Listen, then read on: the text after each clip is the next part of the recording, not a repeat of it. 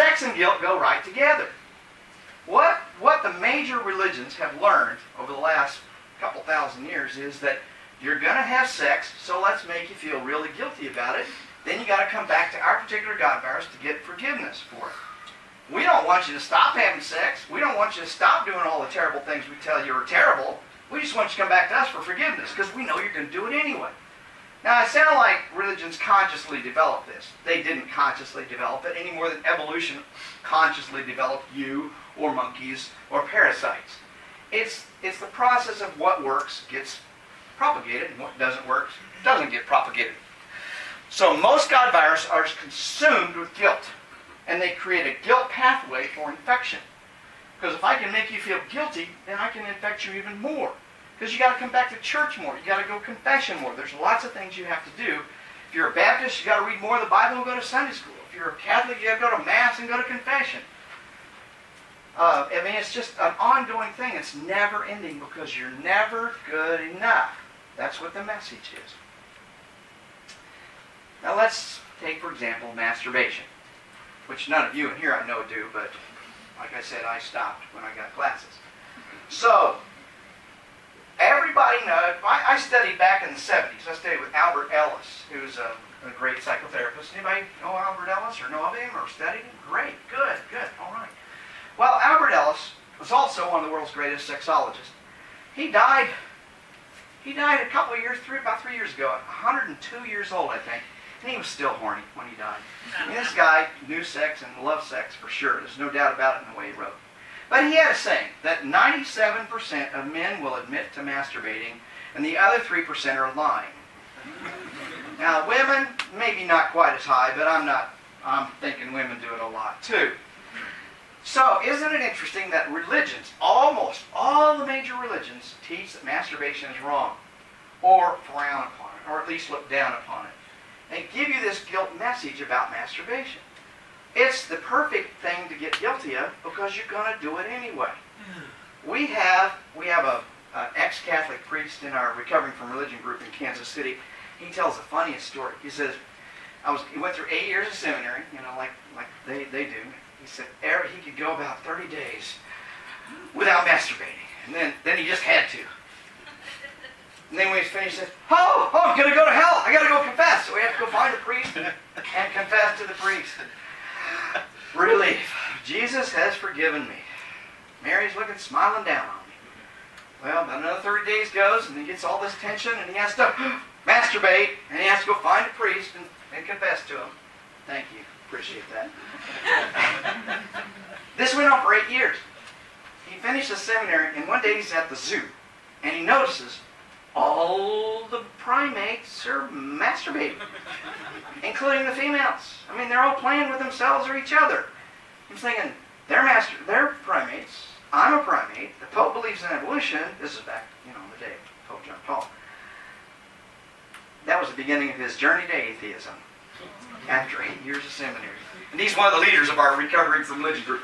If you want to hear him, he has a podcast called The Agnostic Salvation Hour. The Agnostic Salvation Hour. Marshall is his name. He's a great guy, a lot of fun, and they have a good podcast. So, had anybody seen or read the movie or the book Hawaii by James Michener? Oh, okay, good. Not very many of you. Well, in the movie and in the book, these conservative, Calvinist, I believe Presbyterians, weren't they? Missionaries show up on Hawaii. Born again.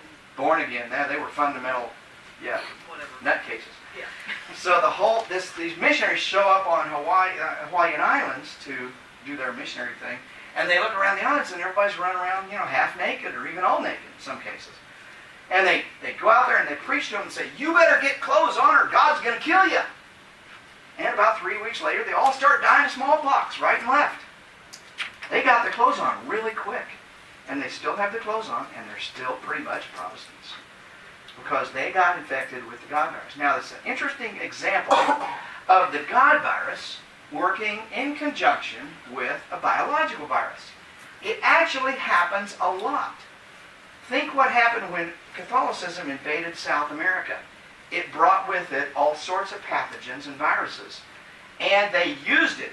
You got sick because God, God's frowning on you and your culture and your tribe, better convert to us. So the God virus and the biological viruses or pathogens are working together. And you look at Africa right now, Catholicism is saying don't use condoms because they cause AIDS. Whoa. Now that's an interesting idea, and yet people are buying it all over the place. And you see our friend, I don't know if you guys know Rick Warren, he had the two presidential candidates come and bounce straight to him in Seattle last couple of years ago. But he's a major evangelical guy. He's in Uganda telling people to not have sex before marriage. Yeah, right. He can't even get his own congregation to buy that line. I don't know about you, but when I was growing up, all the Baptist girls were pregnant before they got out of high school.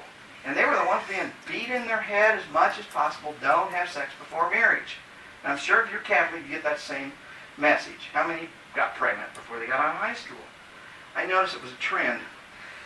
But sex-negative environments are what major religions thrive on. They have to have sex-negative environments. So the first thing Islam does when it comes into a new culture is it creates a sex-negative environment. That's the first thing Catholicism does when it comes into a new culture, or Protestantism. It doesn't matter. They have to have a sex-negative environment. That's where they thrive most, because it creates the guilt cycle. Hawaii, having premarital sex was no big deal in Hawaii. They had all sorts of rules and taboos around food. Food women couldn't eat. Food only men could eat. Food children couldn't eat. Food only you could eat if you were a certain age. All these rules and taboos around food, but almost none around sex until the Christians showed up. And the same thing happened, look in the Middle East. When Islam came out, it took over cultures that had more sex-positive environments and created sex-negative environments. That's true of almost any major religion. So it creates a sex-negative environment so that it can thrive best. So let's wrap it up by looking briefly at some comparisons. I didn't get into all the details here, didn't have time today. But we can see that we go down the list. There are biological viruses. I didn't talk about horizontal and vertical infection, but they do. They use that strategy. And we can see that they both do that. Vertical, both do that. Most easily infected when young. You get infected. Most kids go to kindergarten and come back with all sorts of viruses. Same thing is true in religion. It's best to infect kids when they're young. Look at stress. We talked about that pretty extensively. You get biological viruses under stress. You get God viruses under stress. Hides from the immune system. Yep. We already saw how that works with chickenpox and religion. May use a vector. God viruses always use a vector. Evolves keys to penetrate. Here's a little fun fact to know and tell. Did you know that 70% of all the annulments given in the world by the Catholic Church are given to the 3% of Catholics that reside in the United States? 70% of all the annulments in the Catholic Church are given to only 3% of the Catholics live in the United States. They get 70% of the annulments. It's a great example of God viruses evolving right before your very eyes. If the Catholics kicked everybody out that got divorced, they wouldn't have any members in the United States. Divorce rate's too high. They'd lose the members and they'd lose the money. So the Catholic Church has evolved to give lots of annulments there. They're not doing it anywhere else in the world. We see this in other religions. The Baptists used to really get on people who divorced. Well, now they're doing all sorts of stuff to keep those people in, because the Baptists in the United States have the highest divorce rate of any group in the United States. Isn't that funny? Atheists, agnostics, and Mormons have the lowest divorce rates in the United States. So either be an atheist or a Mormon if you want to stay married. Is anybody knocking on doors around here to get those Mormons here in Ireland? Stay on here. All right. Last but not least, sex may facilitate, and you can see biological viruses and the God viruses. So that pretty much concludes the God virus and what I want to talk about. And I want you just to start looking at religion from a virus point of view. It'll help you understand those who are infected more. You know, I don't blame people who are infected. They got infected when they were 5 to 7 years old. I don't blame you, John, if you got infected with a cold virus. And I wouldn't say to you, that's a stupid cold virus you got. And I wouldn't say that's a stupid Catholic virus you got.